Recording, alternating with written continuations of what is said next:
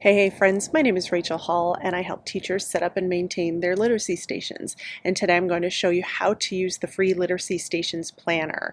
If you do not have a copy of it, go down in the comments below and there is a link. You can get your hands on one today. So my first couple years doing Literacy Stations were totally unorganized. I had sticky notes everywhere. I didn't know where my students were supposed to go. I was unclear. Sorry, cars driving by. I was unclear about my expectations. It was kind of a hot mess. And so I knew that I needed to do a little bit better, and I was tired of the disorganization. So I created the Literacy Stations Planner. And I'm giving it to you for free as a thank you for all your support for Teaching Firsties and literacystations.com. So let's go ahead and do a walkthrough of the planner. There are two versions available, a PDF version that you can write and print, and also a Google Slides for a digital version. When you first open your planner, you're going to go to a PDF version of it, and this one is the one you can write on, and I'll show you it in a moment. But if you do want to go to the Google Slides version for a digital resource, you can click here on the second page, and there's a link right here, and then you'll click on Make a Copy, and that will go straight to your Google Slides. Okay. In each one there are 5 tabs, just like a regular notebook. You can click on Student Groups, Station Planning, Station Content, Materials, Expectations. So you may either scroll down to see the different things, but there are a lot of pages. And so if you want to go to Materials or Expectations, all you need to do is click on the tab and it will take you right to that slide. I'll do that in a moment. But here's also, I'm actually going to take this video that I'm making here and I'm going to embed it right here. So just in case you forget, you can watch it right here. But of course, since I'm making it right now, it doesn't exist yet. So let's start with student groups. Since these are for your student work, you are going to want to make your students first. And that begins on slide 3. You can click on that. It goes right to slide 3. You can read these and add in your thoughts. These are just notes that you want to do, how many groups you have, how many kids, how do I want to group them by behavior or by ability. And then you can keep going down with the student groups. You'll notice that they're purple, the same color as the purple tabs, so they're color coordinated for you. You can divide your students into groups. I've given you multiple pages of everything so you can have different groups, 7, 6, 5, and 4. And all you do is you just click on it and type right in there. And then that will be a way of you taking notes. Station planning.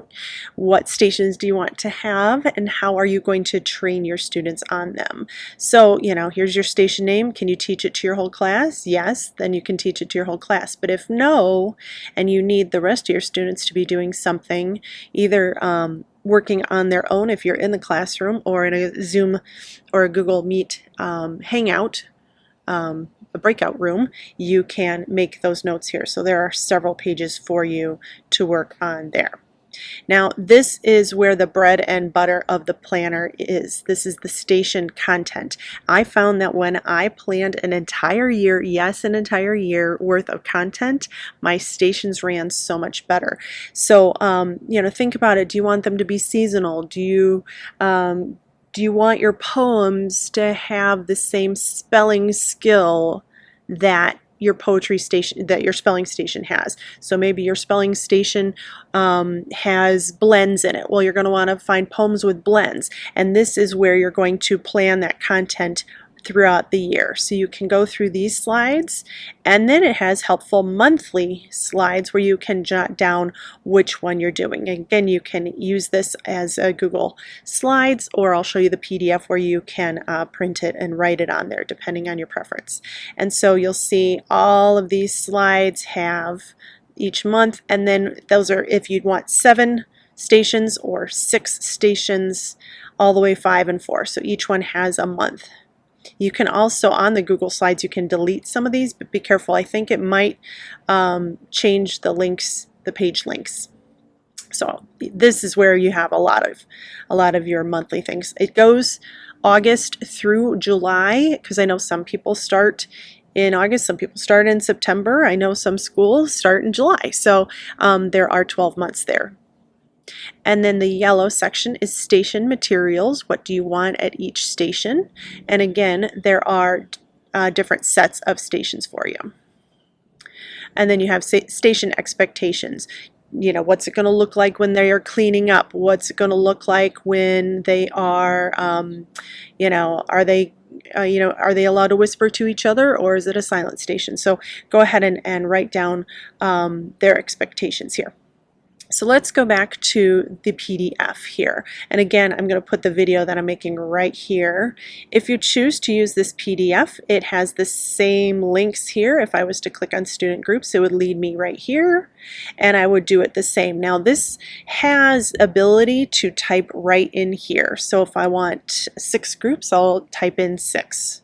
And so you can type right on here and print it, or if you'd like to print it and write on it with a regular old school pen, you can do that as well.